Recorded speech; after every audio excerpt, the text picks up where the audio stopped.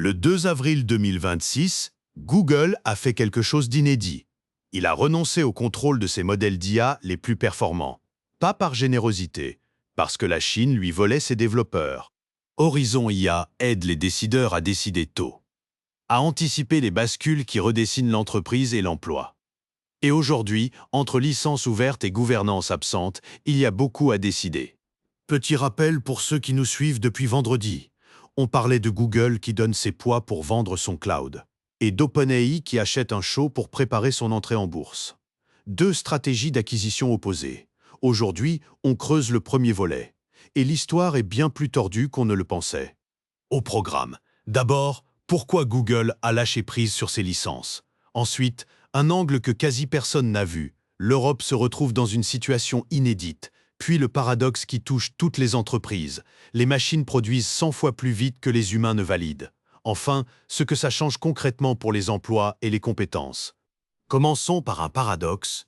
Google est le plus grand fournisseur propriétaire d'IA au monde. Et pourtant, le 2 avril, il a publié Gemma 4 sous licence Apache 2.0, la licence open source la plus permissive du marché. Aucune restriction commerciale, aucune limite d'utilisateur, redistribution totale autorisée.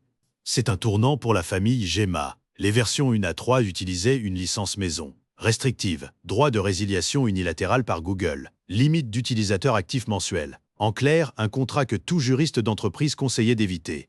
Alors, pourquoi ce changement radical? Le Seoul Economic Daily a documenté la réponse. Google perdait ses développeurs, massivement. Au profit de DeepSeek, de Qwen, de Kimi K2.5, des modèles chinois open-weights, avec des licences plus souples, des sources en chinois, coréen, allemand et anglais convergent vers le même diagnostic. Nuance importante. Google ne cite jamais la pression chinoise dans ses communications officielles. Cette lecture est une inférence analytique, pas un aveu public. Mais 7 sources indépendantes, dans 6 langues différentes, arrivent à la même conclusion. La convergence est difficile à ignorer. Les chiffres d'adoption parlent d'eux-mêmes. 400 millions de téléchargements. Plus de 100 000 variantes communautaires créées depuis Gemma 1 en février 2024. Un écosystème massif que Google était en train de perdre face aux alternatives chinoises. Côté technique, la famille Gemma 4 comprend 4 modèles. Du petit pour mobile, les E2B et E4B, développés en collaboration avec Qualcomm et MediaTek, jusqu'au 31B Dense pour serveur. Mais le plus intéressant, c'est le 26B-A4B. Ce modèle utilise une architecture Mixture of Experts, 26 milliards de paramètres au total, mais seulement 3,8 milliards activés par requête, 128 experts par couche, 8 activés par token. La puissance d'un modèle de 26 milliards. Le coût de calcul d'un modèle de 4.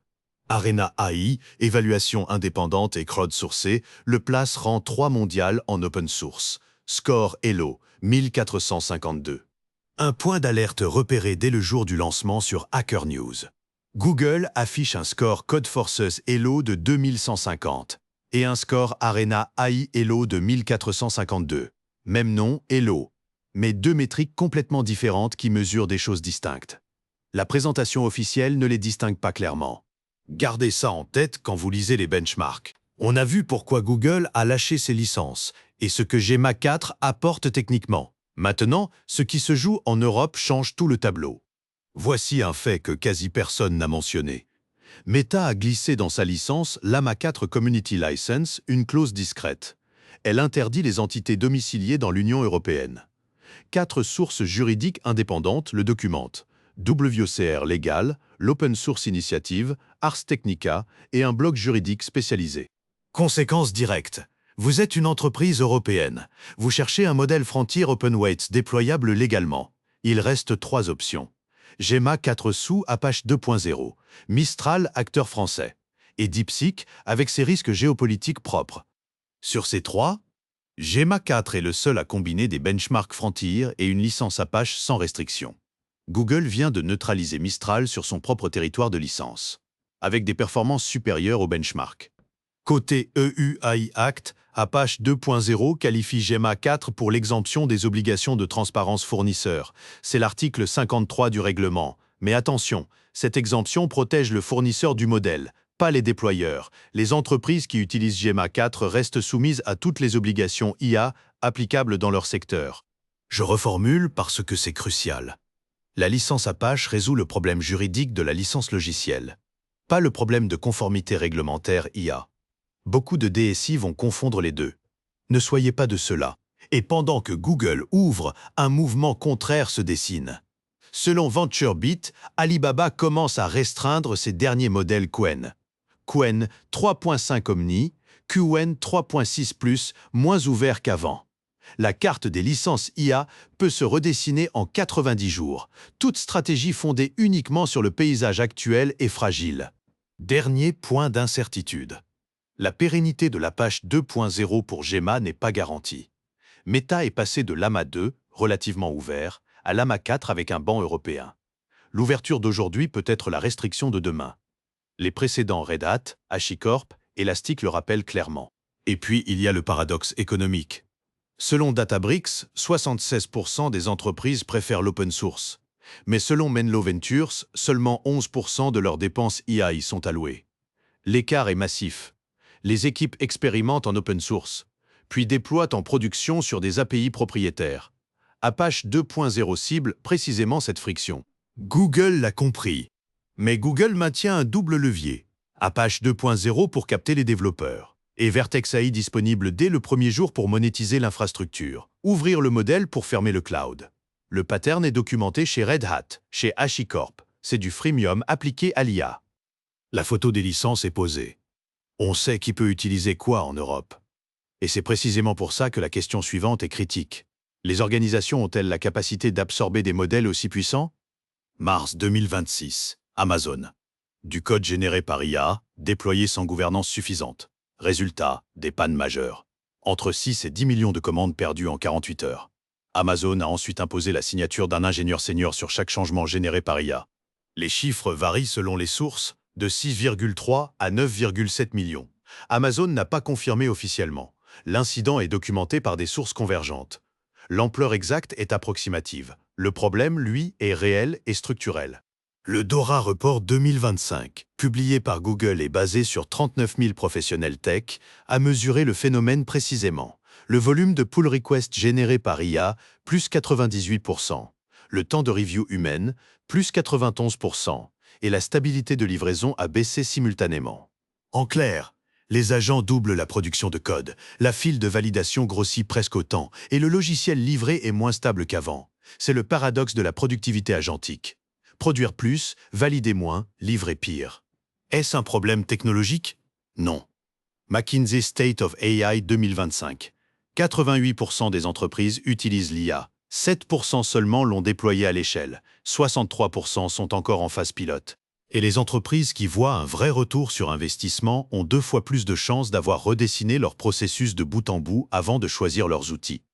Le prédicteur de succès n'est pas la technologie choisie. C'est la refonte organisationnelle préalable. Ceux qui ont transformé leur processus d'abord réussissent. Les autres empilent des pilotes sans impact. Marc Benioff, patron de Salesforce, avec 15 000 ingénieurs, l'un des meilleurs terrains d'expérimentation au monde. Son constat public, l'IA fait 30 à 50% du travail interne, avec 93% de précision, mais le gain total de productivité est d'environ 30%, pas 100, pas 1000, 30. Salesforce a réduit son support de 9 000 à 5 000 personnes, moins 44%, zéro embauche d'ingénieurs en année fiscale 26. Agentforce atteint 1,4 milliard de dollars de revenus récurrents annuels, plus 114% de croissance. Pourtant, Benioff dit lui-même que la technologie est trop peu fiable pour retirer les humains de la boucle. Le MIT Nanda va plus loin. 95% des pilotes GenAI en entreprise ne délivrent aucun impact mesurable sur le résultat, malgré 35 à 40 milliards d'investissements cumulés. Cause identifiée, les workflows ne sont pas redessinés. Un bémol honnête, l'accès au rapport primaire complet n'a pas été possible. La méthodologie exacte reste à vérifier.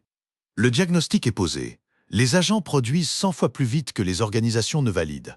Mais en 2026, ce problème opérationnel est devenu autre chose. Une obligation légale avec une date butoir. Le 2 août 2026, dans 4 mois, l'article 14 de l'EU AI Act entre en vigueur. Supervision humaine continue obligatoire pour tous les systèmes IA à haut risque. Emploi, crédit, éducation, santé. Sanctions en cas de manquement, jusqu'à 35 millions d'euros. Aux États-Unis, la Californie a déjà légiféré. La loi AB 316, effective depuis janvier 2026. Elle interdit la défense, l'IA l'a fait dans les litiges. Les déployeurs portent la responsabilité intégrale des préjudices causés par leurs agents. New York, le Texas et l'État de Washington ont des projets similaires en cours. L'effet domino est engagé.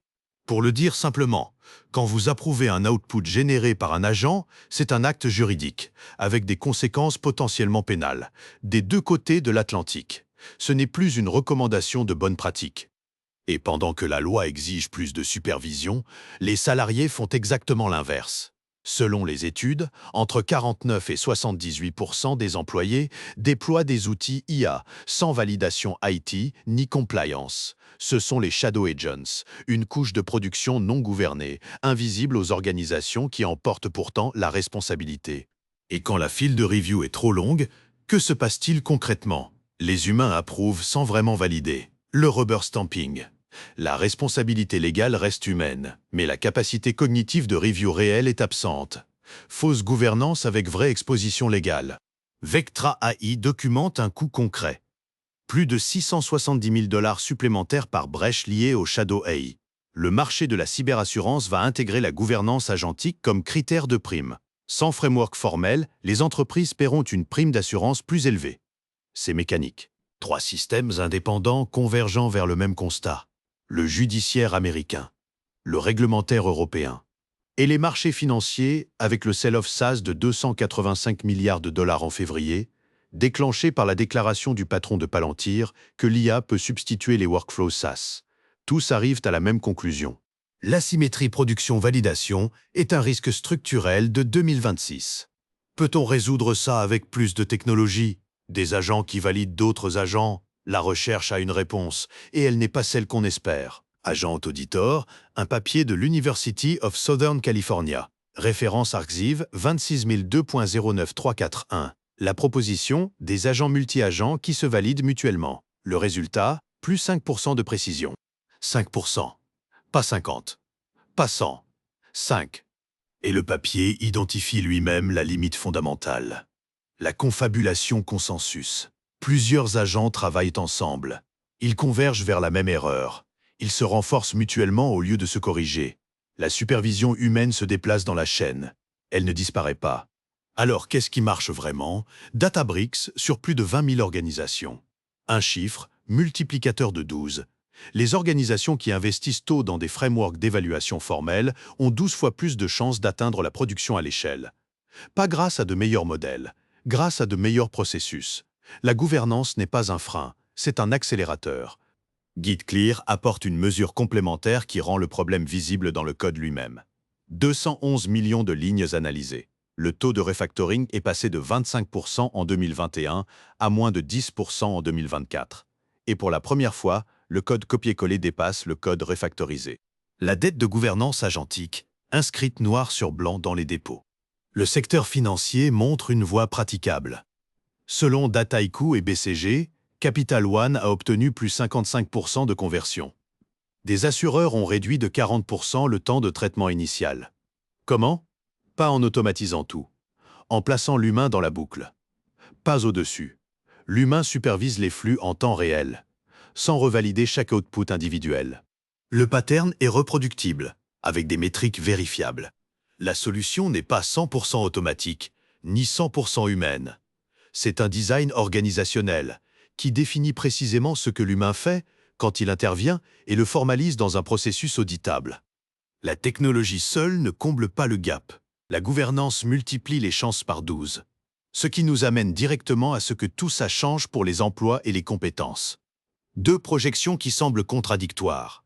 Le World Economic Forum prévoit un gain net de 78 millions d'emplois d'ici 2030. Dario Amodei, patron d'Anthropic, estime que 50% des postes débutants col blanc sont menacés à 5 ans.